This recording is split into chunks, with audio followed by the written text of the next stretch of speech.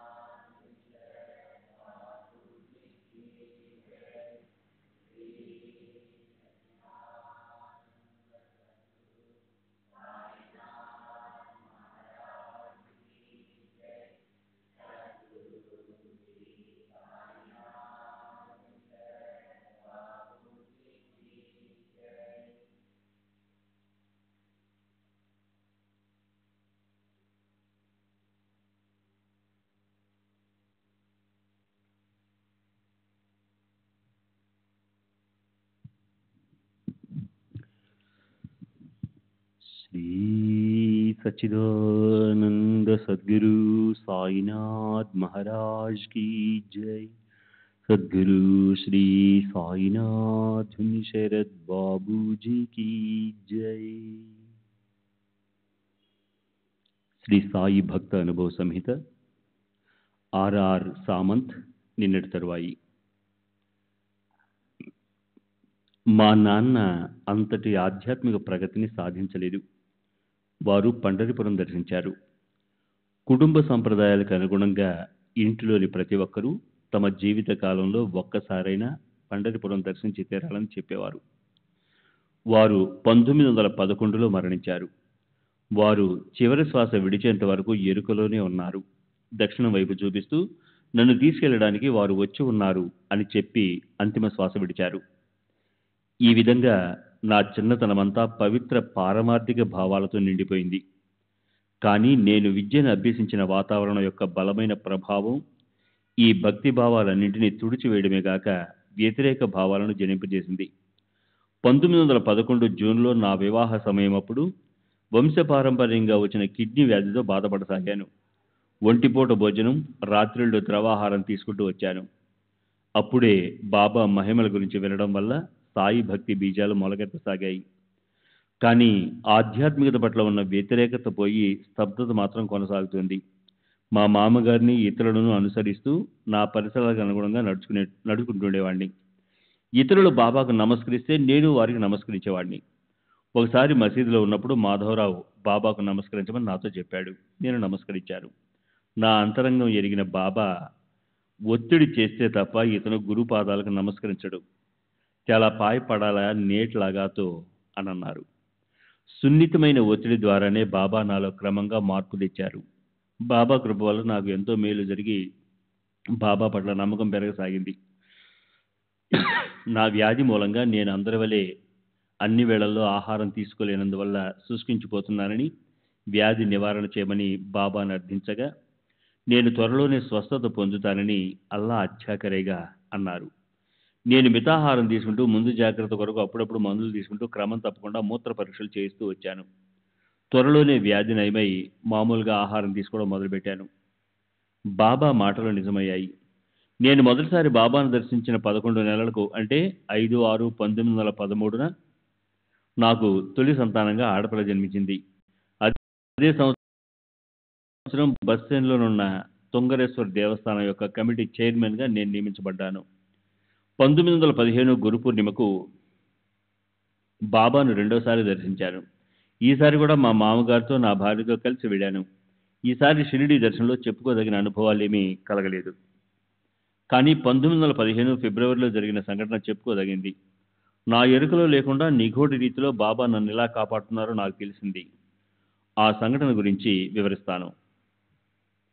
ఫిబ్రవరి నెలలో ఒకరోజు అర్నాలలో ఉన్న మా ఇంట్లో పడుకుని ఉన్నాను.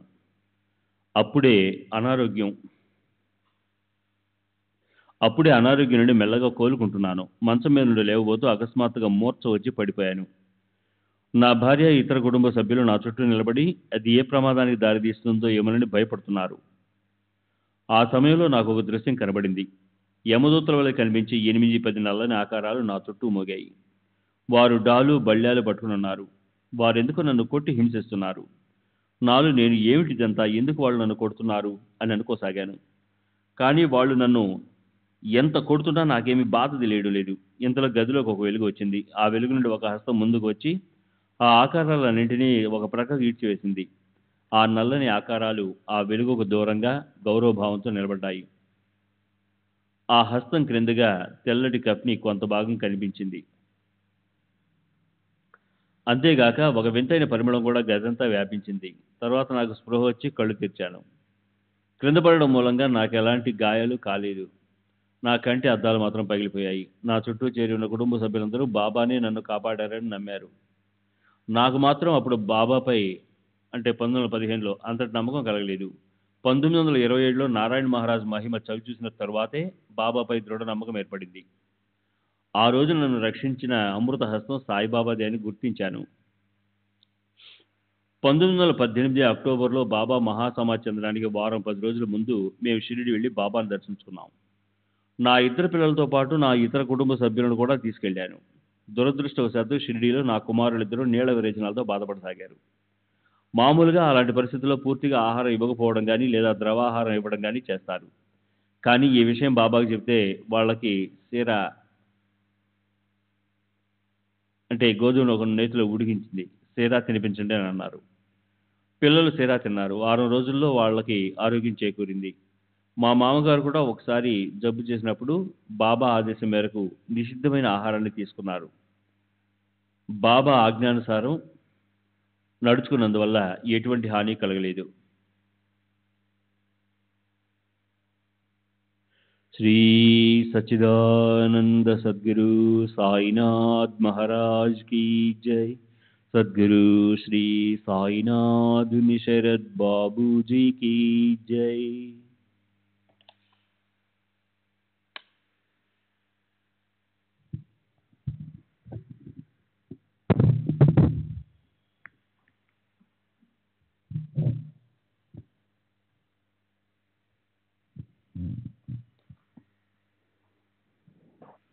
1918లో బాబా నన్ను మొదటిసారి దక్షిణ అడిగారు.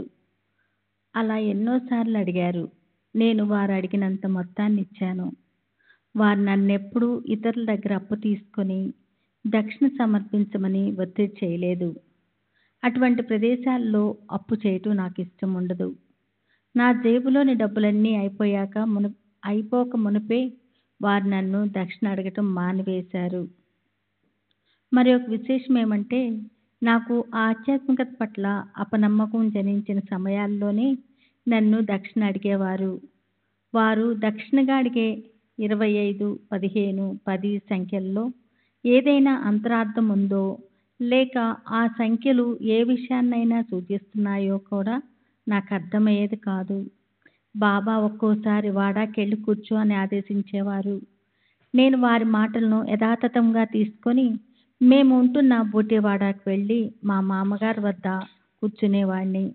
కానీ చాలా కాలం తర్వాత బాబా మాటలకు అర్థం వాడాలో జరిగే పురాణ పటంలో కూర్చో అని తెలుసుకున్నాను. మానవతత్వము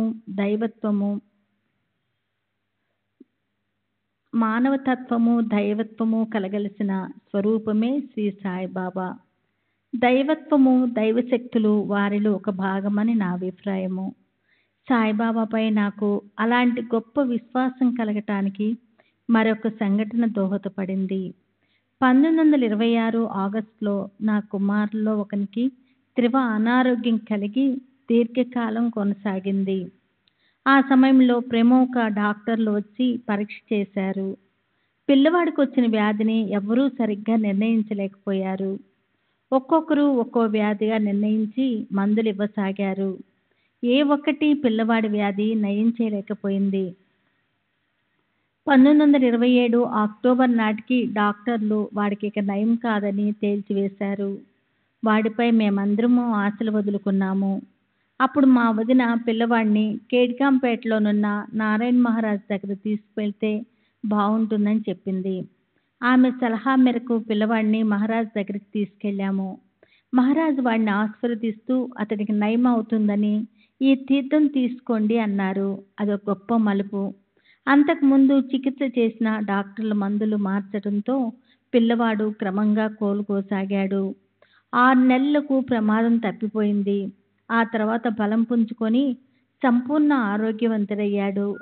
నారాయణ మహారాజ్ నోటి నుండి వెలువడిన అమూర్తతుల్యమైన మాటలే ఈ మలుపుకు కారణమని నేను సంపూర్ణంగా నమ్మాను.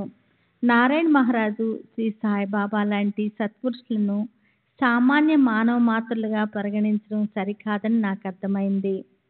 సామాన్యులకందని ఉన్నత స్థాయిలో ఉన్న ఆ మహాత్ములు టెన్సెస్ తన మెమోరియం అనే కవితలో చెప్పినట్లు దైవత్వము మానవత్వము కలబోసిన దివ్యమూర్తులు. 1930లో సాధు సత్పురుషుల అద్భుత శక్తుల గురించి నాకు ఎక్కువగా అవగతమైంది. తుంగరేశ్వర ఆలయంలో నాగబువ అనే సాధువు నివసిస్తూ ఉండేవాడు. అతడు గంజాయి పీల్చేవాడు. అతను 1930లో తుంగేశ్వరలో మరణించాడు.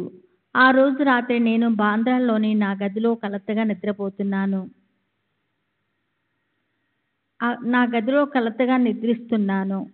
రాత్రి 11:30 గంటల ప్రాంతంలో నా ముక్కుకు ఘాటైన పొగవాసన తగిలింది. అది ఎక్కువై గొంతులోనికి పోయి పొరపోయినట్లు మెలకువ వచ్చింది. లేచి చూస్తే గదిలో నా భార్య మాత్రమే ఉంది. నీవు పొగ త్రాగుతావా అని నేను నా భార్యని అడిగాను. ఆమె విస్తుపోయి మీరు ఏం మాట్లాడుతున్నారు అని కోపంగా అడిగింది. కానీ ఆ పొగవాసన ఇంకా వస్తూనే ఉంది. పొగ నా గదిలోనికి ఎలా వచ్చిందో నాకు అర్థం కాలేదు. చిత్రంగా నా భార్యకి మాత్రం పొగవాసన రాలేదు.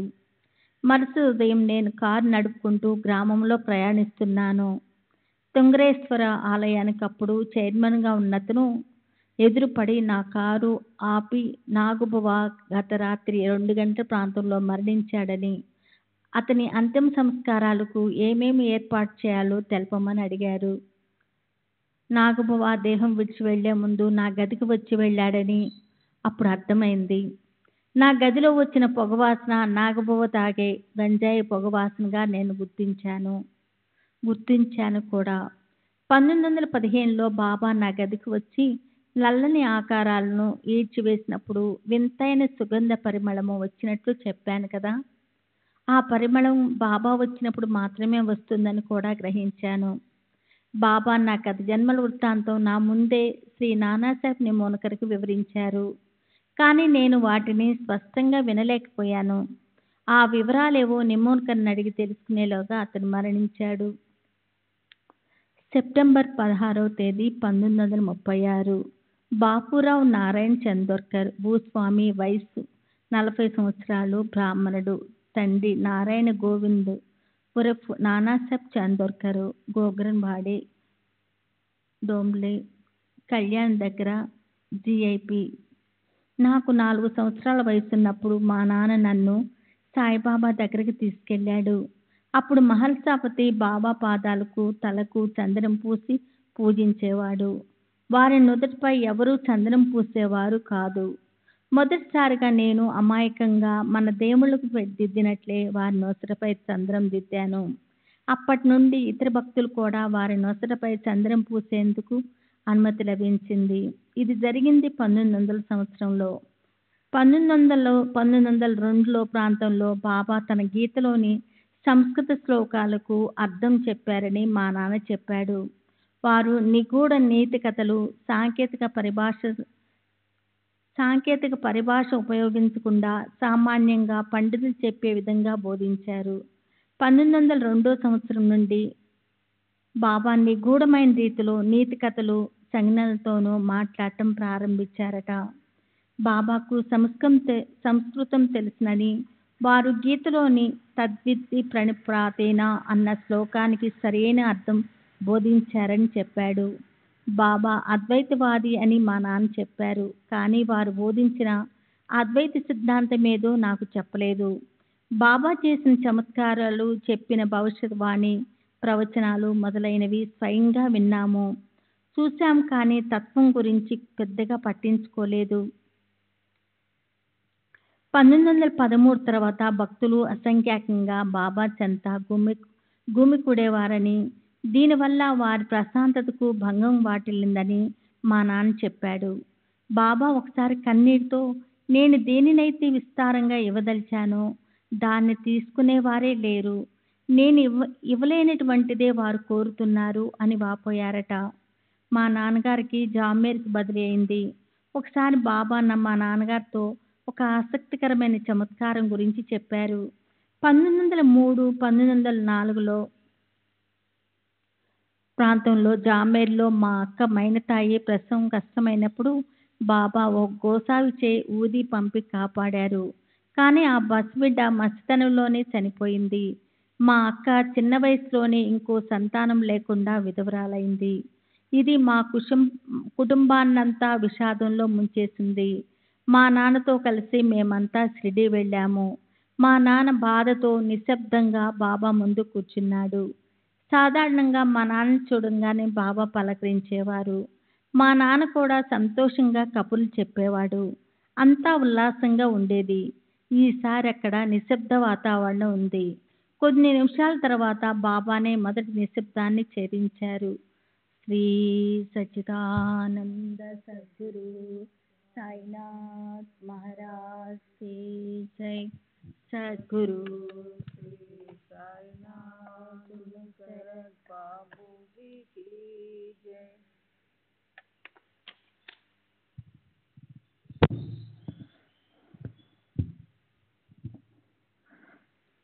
బాబా, నీవు ఎందుకు అంత నిశ్శబ్దంగా ఉన్నావు? చాందోర్కర్: బాబా, మీకు అంతా తెలుసు. మేము మీ రక్షణలో ఉన్నప్పుడే ఈ దుర్ఘటనలు జరిగాయి. అల్లుడు మరణించాడు. పసిబిడ్డ కూడా కన్నుమూసింది.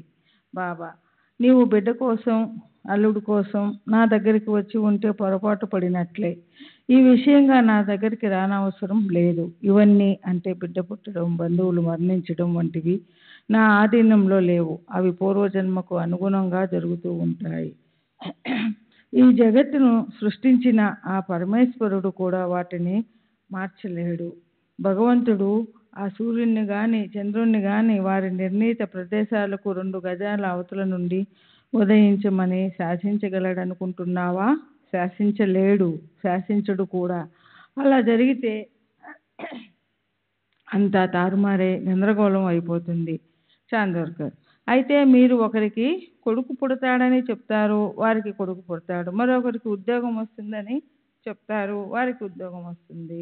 ఇవన్నీ ఎలా జరుగుతున్నాయి? ఇవన్నీ మీరు చేసే చమత్కారాలు కావా? బాబా: లేదు నాన్న, నేను ఏ చమత్కారాలు చేయను. మీకు గ్రామాలలో జ్యోతిష్కులు ఉన్నారు. వారు ఏవో గురించి చూసి ఓ 4-5 రోజులు ముందుగా భవిష్యత్తు గురించి చెప్తారు. వాటిల్లో కొన్ని జరుగుతాయి. నేను ఇంకా కొంచెం దూరం ముందుగా చేస్తాను. నేను ఇంకా కొంచెం దూరం ముందుగా చూస్తాను. నేను చెప్పింది జరుగుతుంది. అంతే. నాది కూడా ఒక విధమైన జ్యోతిష్యం లాగా కనపడవచ్చు. అయితే దాని ఆంతర్యం మీరు గ్రహించలేరు. మీకు భవిష్యత్తు తెలియదు గనక. అది నేను చెప్తే నేనేదో చమత్కారాలు చేస్తున్నానని అనుకుంటారు. ఈ సంఘటనలన్నీ నా అద్భుత శక్తికి నిదర్శనాలని తలచి నా పట్ల భక్తి గౌరవాలను చూపుతారు. నేను మీరు చూపే భక్తి గౌరవాలను ఆ భగవంతునికే సమర్పించి మీరు నిజంగా అనుగ్రహింపబడేలా చూస్తాను. బాబా ఎన్నో ప్రవచనాలు చెప్తూ ఉండేవారు. అవేవి నాకు ఇప్పుడు గుర్తులేవు. 1913-14లో మా నాన్న అనారోగ్యం కారణంగా చాలా కాలం సెలవు పెట్టారు. ఈ సెలవులు వారు షిరిడీలోనే గడిపారు. మా అమ్మ కూడా నాన్నతో పాటు ఉంది. ఒకసారి వాళ్ళిద్దరూ బాబా ముందు కూర్చొని ఉన్నారు. నేను బాబాను పూజిస్తున్నాను. అప్పుడు బాబా, నేనిప్పుడు వెళ్ళిపోతున్నాను. నేను బాపు బిడ్డగా జన్మిస్తాను. అప్పుడు నాన్న తల ఇలా వణుకుతూ ఉంటుంది. మీ ఆతం జ ఈన్ బాపూచే పోటిం జన్ గే ఈన్ క్యావేలి నానాచి మాన్ అషి హలత్ అసెల్ అని చెప్పి, ముసలి వాళ్ళ తల ఎలా వణుకుతూ ఉంటుందో అలా తమ చేతిని ఊపి చూపించారు.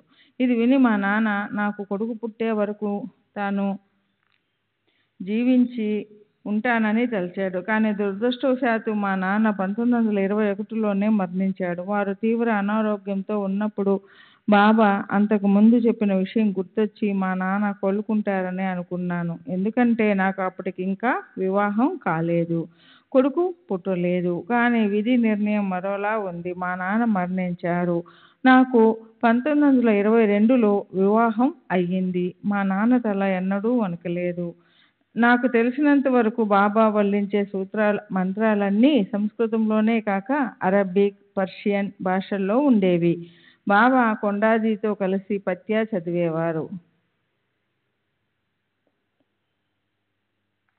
భక్తులు తెచ్చిన కేసరి నైవేద్యం మసీదు గూటిలో అంటే నింబారులో పెట్టినప్పుడు బాబా మరియు కొండాజీ అరబిక్లో కానీ పర్షియన్లో కానీ నాకు తెలియని భాషల్లో ఏదో ఉచ్చరిస్తూ ఉండేవారు. బాబా మహావాక్యాలు వల్లించేవారని మా నాన్న నాతో ఎప్పుడూ చెప్పలేదు. 1908లో మా నాన్న పండరిపురంలో పనిచేస్తున్నప్పుడు నేను ఆయనతో కలిసి షిరిడీ వెళ్ళాను. బాబా మా నాన్నను నైవేద్యంగా పూరన్ పోలీలు చేసి తీసుకొని రమ్మన్నారు. ఆయన అలాగే చేసి బాబాకు సమర్పించి బాబాను తన బసకు వచ్చి భోంచేయమన్నారు. బాబా, నేను వస్తాను వెళ్ళు అన్నారు. బాబా తమ భౌతిక దేహంతో తన బసకు రారు అని మా నాన్న తెలుసుకొని నిరాశతో వెళ్ళిపోయాడు. ఇది జరిగేటప్పుడు మాధవరావు దేశపాండే బాబా చెంతనే ఉన్నాడు. మసీదు నుండి ఆయన బాధతో వెళ్ళిపోయిన తర్వాత బాబా శ్యామతో, నాన్న ఎంతో కాలం నుండి నాతో కలిసి ఉన్నప్పటికీ నేను ప్రతి చీమ, ఈగ మొదలైన ప్రాణులలోనూ ఉంటానన్న సత్యాన్ని గ్రహించలేకపోయాడని అతనితో చెప్పు అన్నారు. జీవరాశులన్నిటిలోనూ తాము ఉన్నామని బాబా చెప్పారు. ఇదే నేను బాబా నుండి ప్రత్యక్షంగా కానీ పరోక్షంగా కానీ విన్న గొప్ప సత్యం. బాబా ఎప్పుడు అద్వైతాన్ని గురించి కానీ వేదాంతానికి సంబంధించి సుదీర్ఘ ధర్మోపన్యాసాలు కానీ చేసినట్లు నాకు గుర్తులేదు. వారు సాధారణమైన విషయాల గురించి మాట్లాడేవారు. ఉదాహరణకు దానం చేయండి, మంచి పనులు చేయండి, సత్యాన్నే పలకండి మొదలైనవి. నేను చిన్నవాడిగా ఉన్నప్పుడు నీ తల్లిదండ్రుల మాటలు విను, మీ అమ్మకు పనులలో సహాయం చేస్తూ ఉండు, ఎప్పుడూ నిజం మాత్రమే చెప్పు అని చెప్పేవారు. అంతేకాక వారెప్పుడూ నాతో మంత్రాల గురించి భగవంతుని గురించి మాట్లాడలేదు.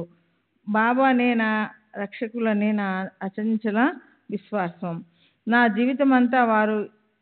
జీవితమంతా వారి రక్షణలోనే గడుస్తుంది. నేను ఉదాహరణలు ఇవ్వలేకపోయినా నా అవసరాలు తీరుస్తూ శ్రేయస్సు చేకూరుస్తూ తమ మార్గదర్శకత్వంతో నన్ను ముందుకు నడిపిస్తూ నన్ను సదా కాపాడుతున్నారన్నది నా అనుభవం. శ్రీ సచ్చిదానంద సద్గురు సాయినాథ్ మహారాజ్ की जय. सद्गुरु श्री साईनाथुनि शरद बाबूजी की जय. श्री सच्चिदानंद सद्गुरु साईनाथ महाराज की जय. सद्गुरु श्री साईनाथुनि शरद बाबूजी की जय. సెప్టెంబర్ 17వ తేదీ 1936 శ్రీమతి చంద్రాబాయి క్రీస్తు శేషులు రామచంద్ర బోర్కర్ భార్య. వయసు 66 సంవత్సరాలు. విల్లేపార్లే. శ్రీ సాయిబాబాను నేను గత 44 సంవత్సరాల నుండి పూజిస్తున్నాను. వారు సమాధి చెందడానికి 20 సంవత్సరాల పూర్వమే నేను షిరిడీ వెళ్ళి బాబాను దర్శించాను. ఈ భవంతిలో నేను పూజించే దేవుడు వారే. ఇప్పటికీ నా దగ్గర బాబా స్వయంగా తన చేతులతో ప్రసాదించిన ఊది చాలా ఉంది. అప్పుడు వారు నాకు ప్రతిదినం స్వయంగా కొంత ఊది ఇచ్చేవారు.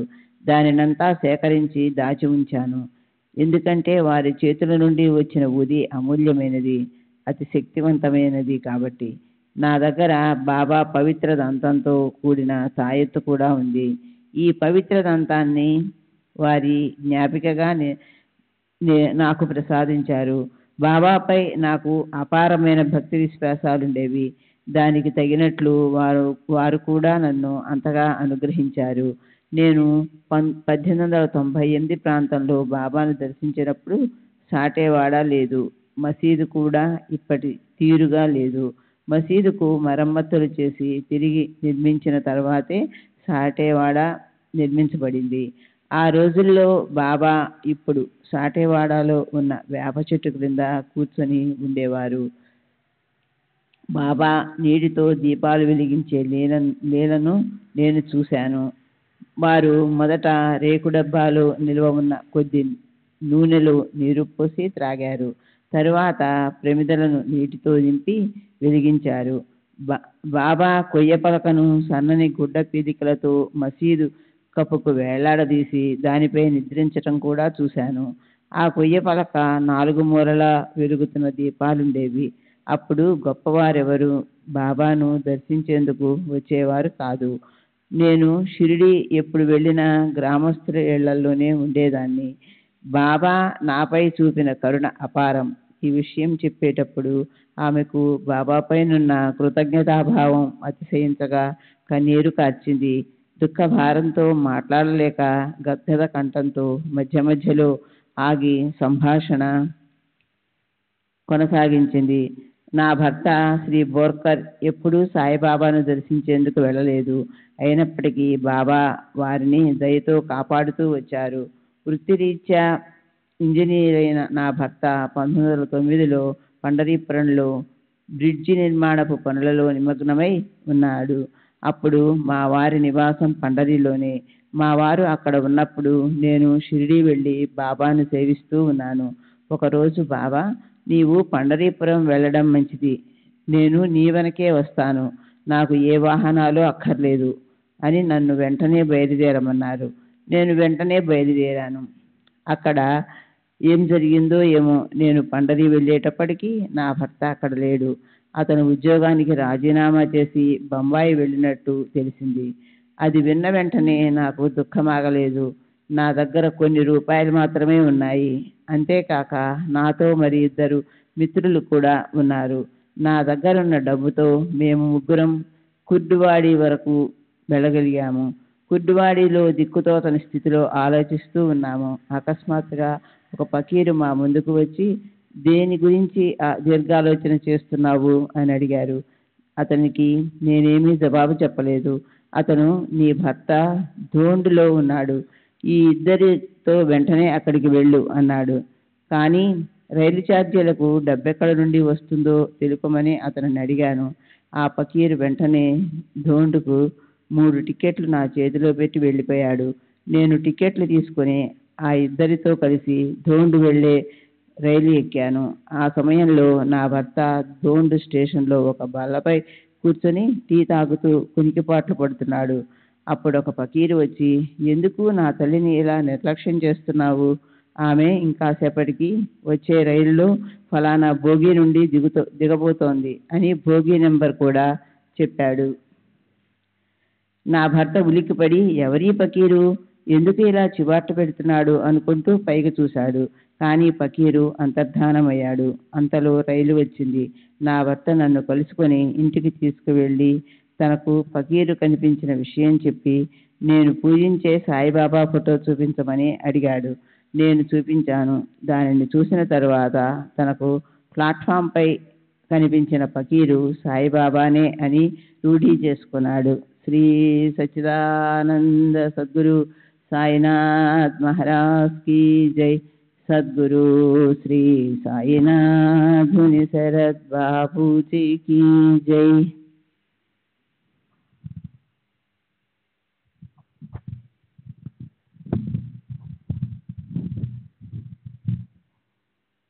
श्री सच्चिदानंद सद्गुरु साईनाथ महाराज की जय. सद्गुरु श्री साईनाथ निसरत बाबूजी की जय. నా గురుబంధువైన ఉపాసని మహారాజ్ షిరిడీ విడిచి ఖరగ్పూర్ వెళ్ళడానికి ముందు ఒక గురు పూర్ణిమన రోజున పూజా ద్రవ్యాలు నైవేద్యం తీసుకుని వెళ్ళి వారిని పూజించమని బాబా నన్ను ఆదేశించారు. అలాగే నేను మహారాజు దగ్గరికి వెళ్ళి అది బాబా ఆదేశంగా చెప్పి వారిని పూజించాను. మహారాజు నన్ను నిరోధించకుండా పూజను స్వీకరించారు. ఆ ఒక్కసారే తప్ప తిరిగి వారిని ఎప్పుడూ పూజించలేదు. నేను ఉపాసనీ మహారాజుని ఒక గురు బంధువుగా పరిగణించాను, కానీ చాలామంది షిరిడీ వాసులు వలె వారిని ద్వేషించలేదు. బాబా ఎవరిని ద్వేషించవద్దని, ఈర్ష్య, అసూయ, విరోధము, పోటీ మొదలైన భావాలకు చోటు ఇవ్వద్దని, ఎవరైనా నిన్ను ద్వేషించి విరోధిస్తే మౌనంగా నామాన్ని ఆశ్రయించి వాళ్ళకి దూరంగా ఉండమని తరచూ చెబుతుండేవారు. ఉపాసని మహారాజుపై నాకున్న అభిప్రాయాన్ని ఇతరులే కాక మహారాజు కూడా సరిగ్గా అర్థం చేసుకోలేదు.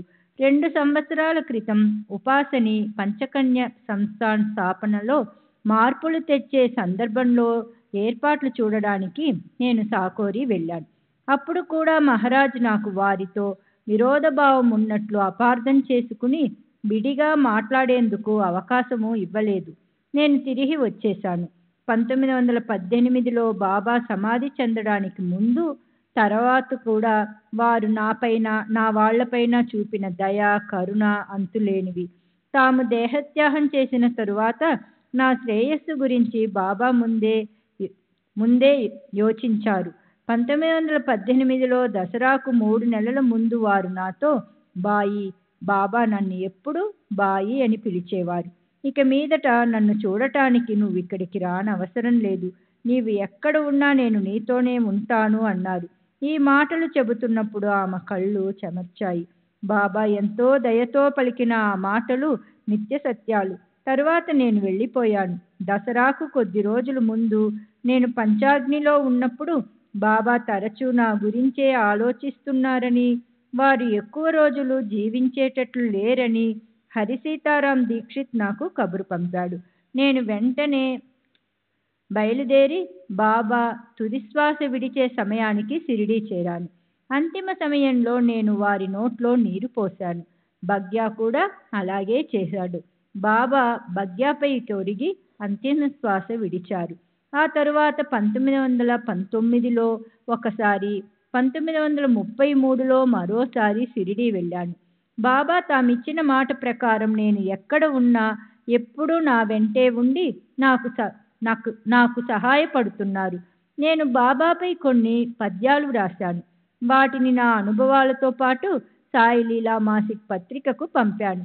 1918కి నాకు 48 సంవత్సరాలు నిండాయి.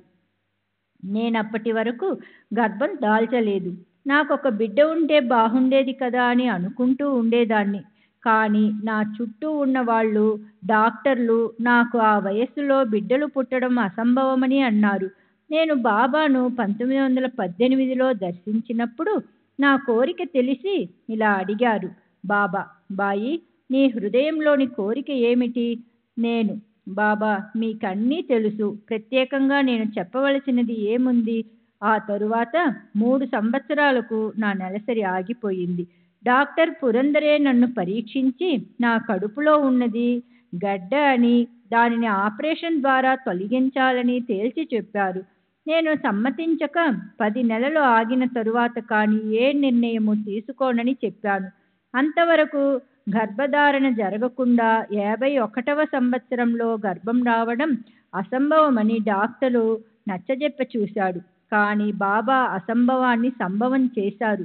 బాబా మహాసమాధి చెందిన 3 సంవత్సరాల 2 రోజులకు, అంటే 1921లో ధనత్రయోదశి నాడు నాకు కుమారుడు జన్మించాడు. ఈ ప్రసవం చెంబూరులో జరిగింది. ప్రసవ సమయమప్పుడు డాక్టరు గాని నర్సు గాని ఎవ్వరూ లేరు. నేను ఎలాంటి మందులు కూడా వాడలేదు. ప్రసవమయ్యే రోజు కూడా మామూలుగానే పనులన్నీ చేసుకున్నాను. ఆ రోజు రాత్రి ఎవరి సహాయం లేకుండా సుఖంగా ప్రసవించాను. బిడ్డ గర్భంలో ఉన్న 9 నెలలు మాత్రం కాళ్ళు వాయడం మొదలైన ఎన్నో సమస్యలు ఎదురయ్యాయి. నేనప్పుడు కొన్ని నెలల పాటు పెద్దగా ఆహారం తీసుకునేదాన్ని కాదు. తరచూ ఊదీని నీళ్లలో కలుపుకుని త్రాగేదాన్ని. 1921లో నా భర్త బండి మీద నుండి పడడంతో ఆయన కాలు విరిగింది. నేను వారిని ఇంటికి తీసుకెళ్లి విరిగిన చోట ఊది పూసి బిబా గింజల పిండిని తాక్టివల అను మూలికను పేస్టులా చేసి కాలుకు పట్టించేదానిని. ఇలా 3 నెలలు చేసేటప్పటికి కాలు నయమైంది. అంతేగాక 1934లో నా భర్త మరణించే సమయంలో బాబా చూపిన కరుణ అపారం. ఈ ఘటన జరగడానికి 2 నెలల ముందు నుండే ఈ విపత్తును ఎదుర్కొనేందుకు బాబా నన్ను మానసికంగా సిద్ధం చేశారు. ఒకరోజు కలలో నాకు బాబా కనిపించి, భయపడవద్దు, నీ రాముణ్ణి, శ్రీరాముణ్ణి, నా భర్త పేరు రామచంద్ర, తీసుకుని వెళతాను అన్నారు. నన్నే ముందు తీసుకెళ్ళు బాబా అని అన్నాను. నేను చేయాల్సిన పనులు మిగిలి ఉన్నాయని, అందువల్ల నా భర్త మరణాన్ని ఓర్పుతో సహించి నాకు విధించిన కార్యాలు నెరవేర్చమని బాబా చెప్పారు. ఈ కల విషయం నా భర్తకు చెప్పాను. ఆయన దానిని తేలికగా తీసుకుని, ఇది కలే కదా అన్నారు. ఈ సంఘటన చాతుర్మాసం ముగియడానికి 2 నెలల ముందు జరిగింది. కానీ తరువాత కొన్ని రోజులకు ఆయన మూత్రపిండాలకు సంబంధించిన జబ్బుతో తీవ్రంగా బాధపడసాగారు. దీనికి తోడు వెక్కిళ్ళు రావడం ప్రారంభించాయి. నా భర్త తనకు అవసాన దశ సమీపించినదని తెలుసుకున్నారు. కానీ తనకు చాతుర్మాసం గడిచిన తరువాత చనిపోవాలనే కోరిక బలంగా ఉందని చెప్పారు. ఈ మాటలు చెప్పిన వెంటనే వారి కాళ్ళు చేతులు బిగుసుకుపోయాయి. సృగ కోల్పోయారు. మృత్యు గడియలు సమీపిస్తున్నట్లు కనిపించాయి. నేను బాబాను ఆర్తిగా ప్రార్థించాను.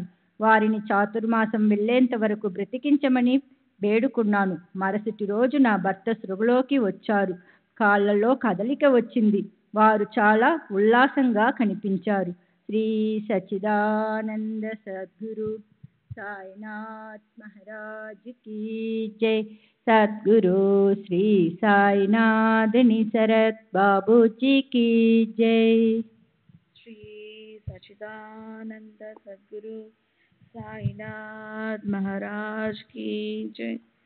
సద్గురు శ్రీ సాయినాథుని శరత్ బాపూజీ కీ జై. చాతుర్మాస్యం ముగిసిన 7 రోజులు గడిచాయి. కార్తీక పౌర్ణమి వచ్చింది. ఆ రోజు అర్ధరాత్రి వారు టీ త్రాగి నన్ను బాబాకు హారతి ఇవ్వమన్నారు. హారతి ఇచ్చిన తర్వాత విష్ణు సహస్రనామం పెద్దగా చదవమన్నారు. నేను చదవడం మొదలుపెట్టి మరుసటి ఉదయం డాక్టర్ వచ్చేంత వరకు కొనసాగించాను. డాక్టర్ నా భర్తను పరీక్షించి కోలుకుంటాడని చెప్పాడు. కానీ నాకు తెలుసు నా భర్త మధ్యాహ్నము సాయంత్రము మరణిస్తాడని. నేను వారికి త్రాగడానికి గంగా నీరు ఇచ్చాను. నీరు త్రాగిన కాసేపటికి శ్రీరామ్ శ్రీరామ్ అన్నాడు. ఇంతలో ఒక కుర్రవాడు వచ్చి మా వారిని బాబా అని పిలిచారు. వారు ఓయ్ అని లేవడానికి ప్రయత్నిస్తూ శ్రీరామ్ శ్రీరామ్ అని ఉచ్చరిస్తూ అంతిమ శ్వాస విడిచారు. నేను నా భర్త ప్రక్కనే ఉండి వారికి ఉత్తమ గతి ప్రసాదించమని బాబాను శ్రీకృష్ణుని ప్రార్థించాను. ఆ విధంగా నా భర్త భగవంతుడి బాబాను స్మరిస్తూ మరణించారు. నా భర్త జీవితానికి మంచి ముగింపు ఇవ్వడంతో బాబా అనుగ్రహం ప్రస్ఫుటంగా కనిపించింది.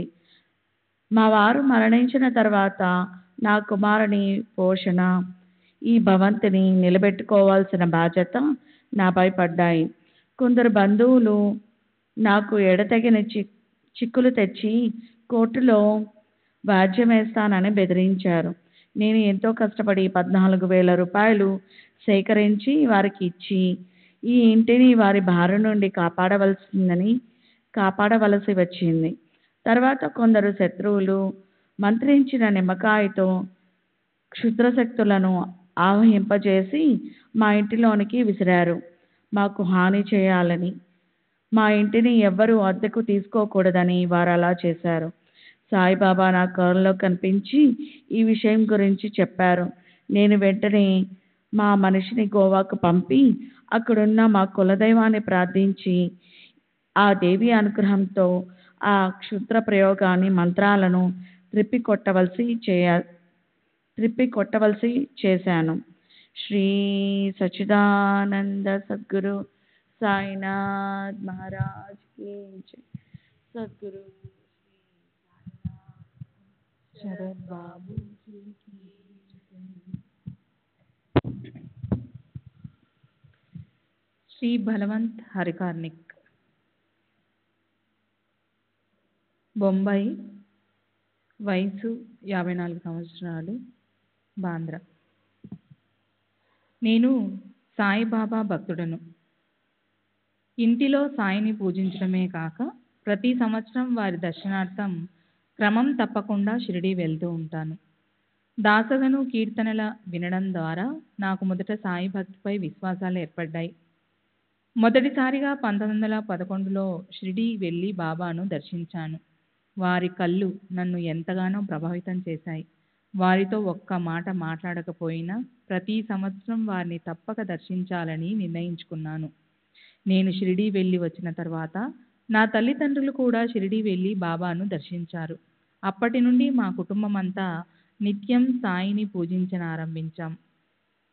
నాకు చెప్పుకునేటంతటి అనుభవాలు బాబాతో లేవు. అసలు నేను ఎలాంటి కోరికలను ఆశించి వారిని దర్శించేవాడిని కాదు. 1918 గురు పూర్ణిమ నాడు మాత్రం నా ఆధ్యాత్మిక శ్రేయస్సు గురించి వారిని అడగాలని తలచాను.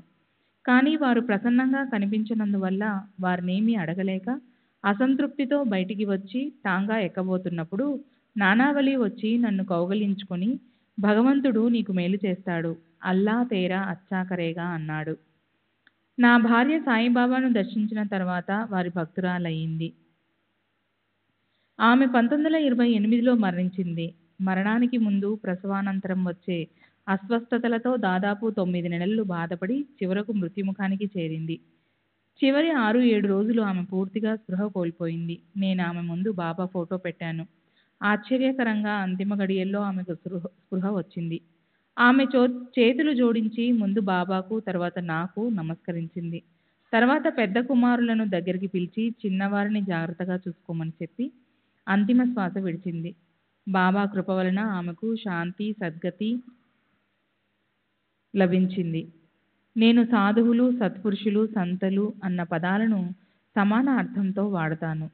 మొదటిసారి బాబాను దర్శించినప్పుడు వారు నన్ను 10 రూపాయలు దక్షిణ అడిగి పుచ్చుకున్నారు.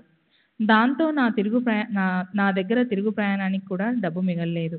ఏం చేయాలో తోచని స్థితిలో ఉన్నప్పుడు నా స్నేహితుడు తోసర్, ప్రస్తుతం స్వామినారాయణాశ్రమం వాయ్, కలిసి నాకు కావలసిన డబ్బు అప్పుగా ఇచ్చాడు. ఒకసారి నేను నా భార్య పండరీపురం మొదలైన క్షేత్రాలు దర్శించాలని బయలుదేరి ముందు షిరిడీ వెళ్ళి బాబాను దర్శించాం. అప్పుడు మా దగ్గర 100 రూపాయలు ఉన్నాయి. షిరిడీలో 2 రోజులు గడిపాం. ఆ 2 రోజుల్లో బాబా దక్షిణ రూపంలో నా దగ్గరున్న డబ్బంతా తీసుకున్నారు. ఫలితంగా మేం పండరి, ఇతర క్షేత్రాలకు వెళ్ళడం మానుకోవాల్సొచ్చింది. పండరీపురం మరియు ఇతర పుణ్యక్షేత్రాలు అన్నీ కలిపి షిరిడీయే అని మాకు పరోక్షంగా బోధించేందుకే బాబా ఇలా చేశారని మాకర్థమయ్యింది. మహాత్ముని పాదాల చెంత సకల తీర్థాలు ఉంటాయి. మా దగ్గరున్న డబ్బంతా తీసుకున్న తర్వాత మేమింటికి వెళ్ళటానికి బాబా అనుమతించారు. కానీ నా దగ్గర డబ్బు లేదు. కాబట్టి నేను తిరిగి వెళ్ళలేనని షిరిడీలో ఉన్న నా స్నేహితులతో చెప్పాను. బాబా ఒకసారి అనుమతిచ్చిన తర్వాత అక్కడ ఉండడం తప్పని వాళ్ళు చెప్పారు. అప్పుడు అకస్మాత్తుగా నా స్నేహితుడు టోసర్ కనిపించి ఒకతని వద్ద నాకు కావలసిన డబ్బును అప్పుగా ఇప్పించాడు. బాబా ఎందరో ఫకీర్లను, పేద సాధలను పోషిస్తూ సహాయం చేస్తున్నారు. అందువల్ల వారికిచ్చిన దక్షిణ గొప్ప దానంతో సమానమని నా అభిప్రాయం. నేను బాబాను ఆశ్రయించిన ఫలితంగా నాకు భవిష్యత్తులో రాబోయే విపత్తుల గురించి ముందుగానే తెలిసేది. అంతేకాదు వాటిని ధైర్యంగా ఎదుర్కొనగలిగేవాడిని. శ్రీ సచ్చిదానంద సద్గురు సాయినాథ్ మహారాజ్ కీ జై. సద్గురు శ్రీ సాయినాథుని శరద్ బాబూజీ కీ జై.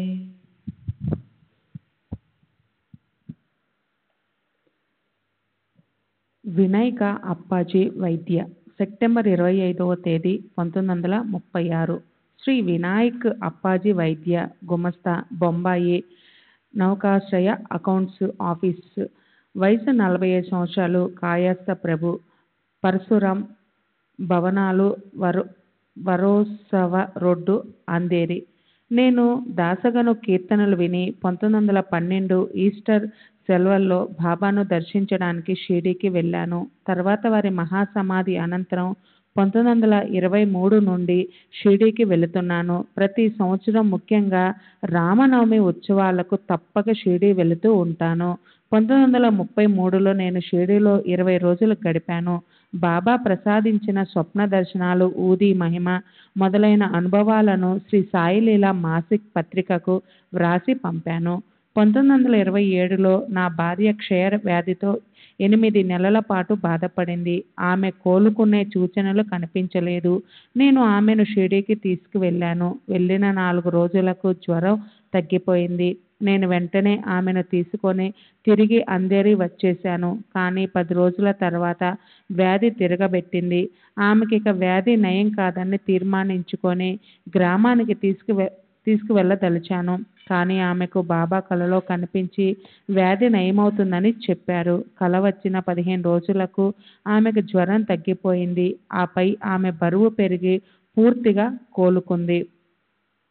తరువాత 4 బిడ్డలకు జన్మనిచ్చింది. ఇప్పటికీ ఆరోగ్యంగానే ఉంది. 1923లో బాబా నా భార్యకు కలలో కనిపించి నాకు వ్యతిరేకంగా వాద్యం ఒకటి వస్తుందని, కానీ నన్ను భయపడవద్దని చెప్పమని అన్నారు. వారు చెప్పినట్లుగా తర్వాత కొంతకాలానికి నాపై వాద్యం ఒకటి నడిచింది. కానీ బాబా కృప వలన నాకు అనుకూలమైన తీర్పు వచ్చింది.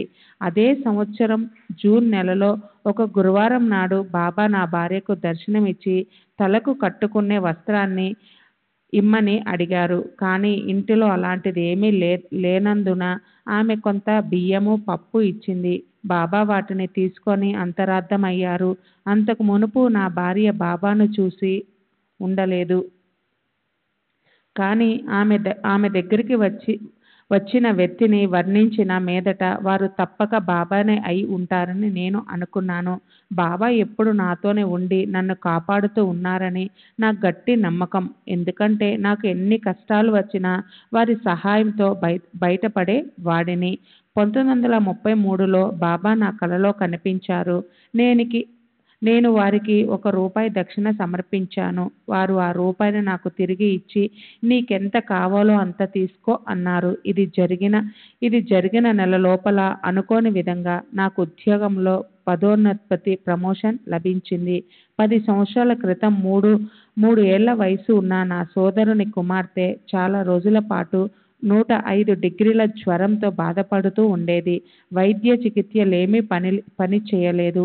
ఇక ఆ పాప బతకదని అందరూ అనుకున్నారు. నేను ఆ పాపకు బాబా ఊదిని ఇచ్చాను. 3-4 రోజుల్లో జ్వరం తగ్గిపోయింది. ఇప్పటికీ ఆ పాప ఆరోగ్యంగా చురుగ్గా ఉంది.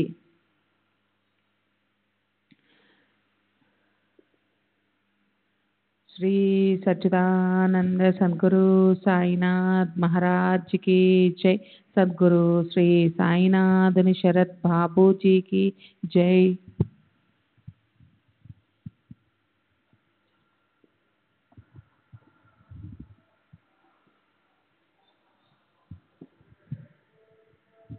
సెప్టెంబర్ 27వ తేదీ 1936.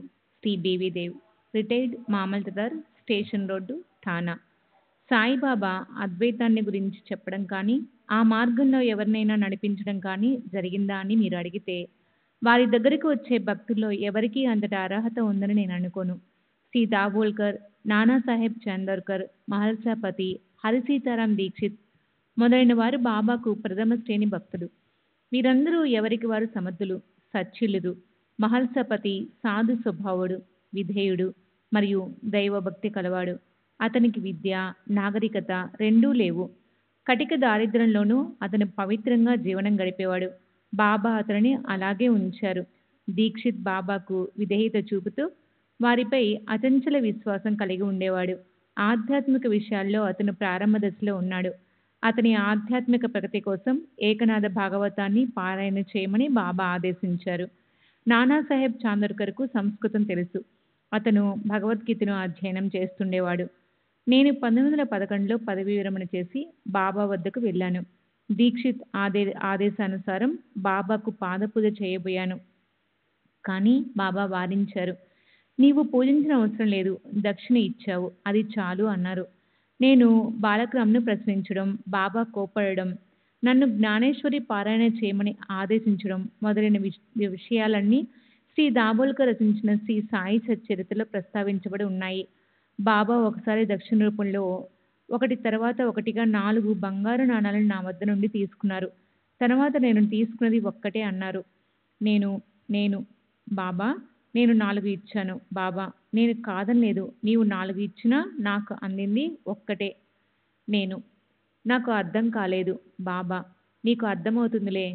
తర్వాత నేనొక రోజు రైలులో ప్రయాణిస్తున్నప్పుడు ఒక యువ ఫకీరు నా బోగీలోనికి వచ్చి నన్ను భిక్ష అడిగాడు. నేను అతనికి 1 పైసా ఇచ్చాను. అతను తనకు 4 కావాలని చెప్పాడు. నేను అతనికి 4 అణాల నాణెం ఇచ్చాను. అతను తనకు ఒక్కటే ఇచ్చినట్టు చెప్పి వెళ్ళిపోయాడు. మరొకసారి నాకు ఒక వృద్ధ సన్యాసి తటస్థపడి తనకేదైనా ఇవ్వమన్నాడు. నేను అతనికి 1 నాణెం ఇచ్చాను. కానీ అతను 4 కావాలన్నాడు.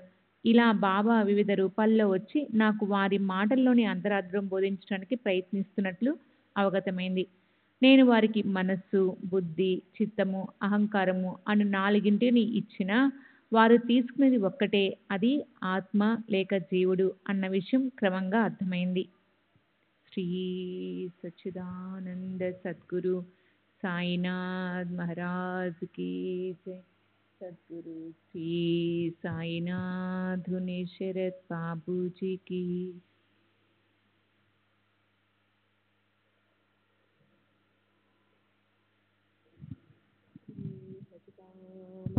సద్గురు సాయినాథ్ మహారాజ్ की जय. సద్గురు శ్రీ సాయినాథుని మహారాజ్ की जय. సాయిబాబా, నేను ఒక హఠయోగి వద్ద ఆసనాలు నేర్చుకోవడానికి ప్రయత్నించాను. కానీ బాబా నా కలలో కనిపించి వారించారు. నేను మానేయడానికి ఒప్పుకున్నాను. తరువాత వారు సుఖాసనంలో ఎలా కూర్చోవాలో నేర్పారు. చాందోర్కర్ వేదాంతాన్ని బాగా చదివినవాడు. అతను భగవద్గీతను వ్యాఖ్య సహితంగా పఠించి ఉన్నందున దానిలో తనకున్న పాండిత్యానికి ఎంతో గర్వపడేవాడు. బాబాకు వీటన్నిటి గురించి కానీ సంస్కృతమును గురించి కానీ ఏమీ తెలియదనే భ్రమలో ఉండేవాడు. ఒకరోజు బాబా ఒక చిన్న సంఘటన ద్వారా అతనిలోని అహంకారాన్ని అణచివేశారు. ఆ రోజుల్లో బాబా వద్ద జనసందోహం అంతగా ఉండేది కాదు. నానా వంటి సన్నిహిత భక్తులకు మసీదులో బాబాను ఏకాంతంగా కలుసుకుని మాట్లాడే అవకాశం ఉండేది. ఒకరోజు నానా బాబా చెంత కూర్చొని ఉన్నాడు. బాబా: నాన్న, ఏమిటి నీలో నీవే ఏదో గొనుక్కుంటున్నావు? నాన్న: నేను ఒక సంస్కృత శ్లోకాన్ని వల్లిస్తున్నాను. బాబా: ఏ శ్లోకాన్ని? నాన్న భగవద్గీతలోనిది. బాబా: పెద్దగా చెప్పు. అప్పుడు నాన్న భగవద్గీత 4వ అధ్యాయంలో 34వ శ్లోకాన్ని ఇలా వల్లించాడు. నాన్న: తద్విద్ధి ప్రాణిపాతేన పరిప్రశ్నేన సేవాయ ఉపదేక్షాంతి తే జ్ఞానం జ్ఞానేన సత్వదర్శినః. బాబా: నాన్న, నీకది అర్థమైందా? నాన్న: అయింది. నీకు అర్థమైతే నాకు చెప్పు. నాన్న: దాని తాత్పర్యమిది: గురువుకు సాష్టాంగ నమస్కారం చేసి ప్రశ్నించి సేవించి తద్వారా ఈ జ్ఞానమంటే ఏమిటో తెలుసుకో. అప్పుడు నిజమైన జ్ఞానాన్ని పొందిన జ్ఞానులు నీకు జ్ఞానాన్ని ఉపదేశిస్తారు. శ్రీ సచిదానంద సద్గురు సాయినాథ్ మహారాజ్ की जय. సద్గురు శ్రీ సాయినాథుని శరత్ బాబూజీ.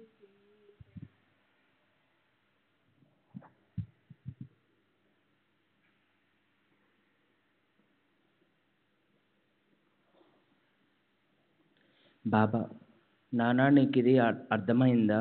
నాన్న: అయ్యింది. బాబా: నీకు అర్థమైతే నాకు చెప్పు. నాన్న: దాని తాత్పర్యం ఇది: గురువుకు సాష్టాంగ నమస్కారం చేసి ప్రశ్నించి సేవించి తద్వారా ఈ జ్ఞానం అంటే ఏమిటో తెలుసుకో. అప్పుడు నిజమైన జ్ఞానాన్ని పొందిన జ్ఞానులు నీకు జ్ఞానాన్ని ఉపదేశిస్తారు. బాబా: నాన్న, నాకు శ్లోకం యొక్క తాత్పర్యం అక్కర్లేదు. శ్లోకంలోని ప్రతి పదానికి ఉన్న అర్థాన్ని వ్యాకరణ సహితంగా వివరించు. నాన్న ప్రతి పదము యొక్క అర్థాన్ని వివరించాడు. బాబా: నాన్న, గురువుకి కేవలం సాష్టాంగ నమస్కారం చేస్తే చాలునా? నాన్న: ప్రణిపాత అనే పదానికి సాష్టాంగ నమస్కారం అనే అర్థం గాక మరో అర్థం నాకు తెలియదు. బాబా: పరిప్రశ్న అంటే ఏమిటి? నాన్న: ప్రశ్నించడం. బాబా: ప్రశ్న అంటే? నాన్న: అదే ప్రశ్నించడం. బాబా: ప్రశ్న పరిప్రశ్న రెండిటికీ ఒకటే అర్థం వచ్చినట్లయితే వ్యాసుడు ప్రశ్నకి ముందు పరి అనే పదాన్ని ఎందుకు వాడాడు? వ్యాసుడేమైనా తెలివి తక్కువవాడా? నాన్న: పరిప్రశ్న అన్న పదానికి నాకు మరో అర్థమేది తెలియదు. బాబా: సేవ అంటే ఏ విధమైన సేవ? నాన్న: మేము ఎప్పుడు చేస్తున్నటువంటిదే. బాబా: ఈ రకమైన సేవ చేస్తే చాలునా? నాన్న: సేవకు మరో అర్థం ఏదైనా ఉందేమో నాకు తెలియదు. బాబా: తర్వాత వరుసలో ఉపదేశంతి తే జ్ఞానం అనే పద సముదాయంలో జ్ఞానానికి బదులు మరే పదమైనా ఉపయోగించవచ్చునా? నాన్న: ఉపయోగించవచ్చు. బాబా: ఏమిటా పదం? నాన్న: అజ్ఞానం. బాబా: జ్ఞానానికి బదులు అజ్ఞానం అనే పదం ఉపయోగిస్తే ఈ శ్లోకములో వేరే అర్థమేమైనా వస్తుందా? నాన్న: లేదు. శంకర భాష్యంలో అటువంటి పదప్రయోగం ఏటి చేయబడలేదు. బాబా: అతను చేయకపోయినా పర్వాలేదు. జ్ఞానానికి బదులు అజ్ఞానం అనే పదాన్ని ఉపయోగిస్తే మరింత మేలైన అర్థం వచ్చేటట్లయితే ఆ పదం వాడేందుకు అభ్యంతరం ఏమైనా ఉంటుందా? నాన్న: లేదు. కానీ ఆ శ్లోకంలో అజ్ఞానం అనే పదాన్ని ఉపయోగించడం ఎలాగో నాకు అర్థం కావడం లేదు. బాబా: కృష్ణుడు అర్జునుడిని తత్వదర్శినులకు జ్ఞానులకు సాష్టాంగ పడమని ప్రశ్నించమని సేవ చేయమని ఎందుకు చెప్పాడు? కృష్ణుడు స్వయంగా తత్వదర్శి కాడా? వారు నిజానికి జ్ఞాన స్వరూపులే కదా? నాన్న: అవును, కృష్ణుడు జ్ఞానస్వరూపుడే కానీ ఇతర జ్ఞానులను సేవించమని వారు ఎందుకు సూచించారో నాకు తెలియడం లేదు. బాబా: నీకిది అర్థం కాలేదా? అని అడగగానే నాన్నకు తల కొట్టేసినట్లయింది. అతని అహంకారం పటాపంచలైంది. తర్వాత బాబా అతనికిలా వివరించసాగారు. జ్ఞానుల ముందు కేవలం సాష్టాంగ పడటం ఒక్కటే చాలదు. సద్గురువుకు సర్వస్య శరణాగతి చెందాలి. ఊరికే ప్రశ్నించడం చాలదు. నిజమైన ఆసక్తితో ఆధ్యాత్మిక ఉన్నతిని మోక్ష సాధనను దృష్టిలో పెట్టుకొని ప్రశ్నించాలి. దురుద్దేశంతో కానీ దుర్బుద్ధితో కానీ గురువును ఇరికించడానికి కానీ వారి తప్పులెంచడానికి కానీ కాలక్షేపానికి కానీ ప్రశ్నించకూడదు. శ్రీ సచిదానంద సద్గురు సాయినాథ్ మహారాజ్ కీ జై. सद्गुरु श्री साईनाथ धुनि शरद बाबू जी की जय।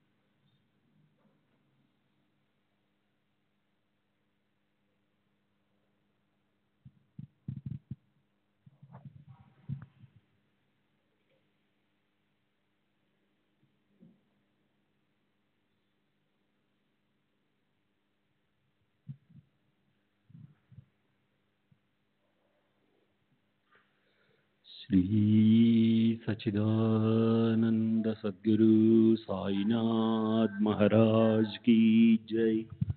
सद्गुरु श्री साईनाथ धुनि शरद बाबू जी की जय।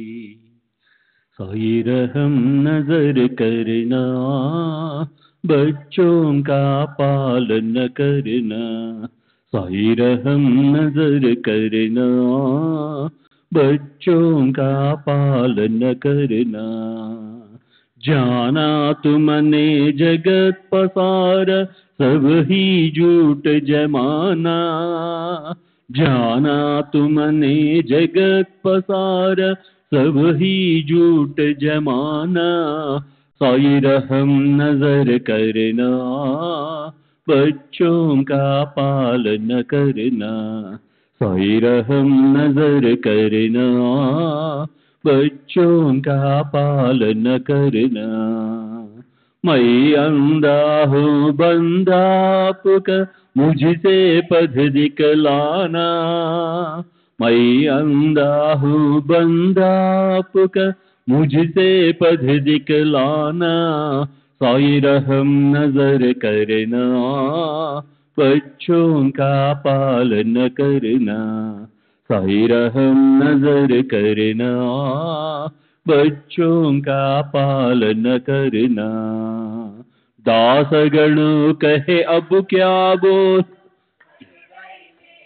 रसना। दासगण कहे अब क्या बोलूं, थक गई मेरी रसना। साई रहम नजर करना, बच्चों का पालन करना। साई रहम नजर करना, बच्चों का पालन करना। रहमो नजर करो अब मोरे साई, तुम बिना नहीं मुझे माँ बाप बाई। रहमो नजर करो, मैं अंधा हूँ बंदा तुम्हारा। मैं अंधा हूँ बंदा तुम्हारा। मैं ना जानू, मैं ना जानू, मैं ना जानू अल्लाह इलाही। रहमो नजर करो, रहमो नजर करो अब मोरे साई। तुम बिना नहीं मुझे माँ बाप बाई। रहमो नजरो करो काली जमाना मैंने गमाया काली जमाना मैंने गमाया साथी आखिर का साथी आखिर का साथी आखिर का तुम बिना कोई रहमो नजरो करो रहमो नजरो करो अब मोरे साई तुम बिना नहीं मुझे माँ बाप भाई रहमो नजरो करो अपने मस्जिद का झाड़ू गड़ो है अपने मस्जिद का झाड़ू गड़ो है मालिक हमारे मालिक हमारे मालिक हमारे तुम बाबा साई रहमो नजरो करो रहमो नजरो करो अब मोरे साई तुम बिना नहीं मुझे माँ बाप भाई रहमो नजरो करो। श्री सच्चिदानंद सद्गुरु साईनाथ महाराज की जय। सद्गुरु श्री साईनाथ शरद बाबू जी की जय।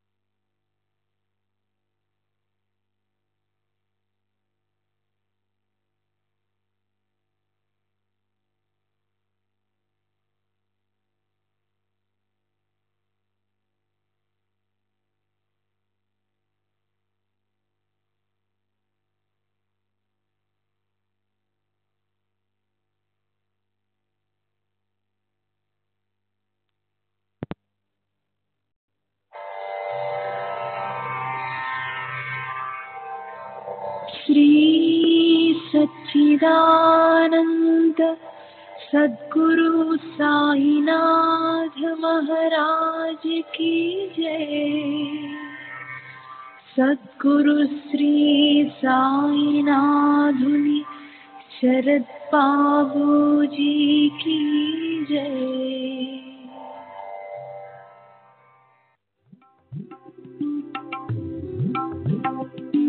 साई बाबा साई बाबा साई बाबा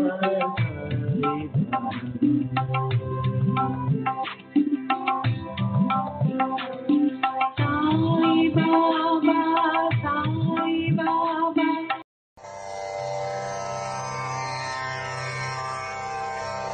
श्री सच्चिदानंद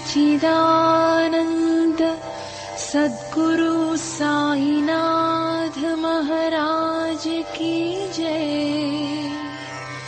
सद्गुरु श्री साईनाथुनि शरद बाबू जी की जय।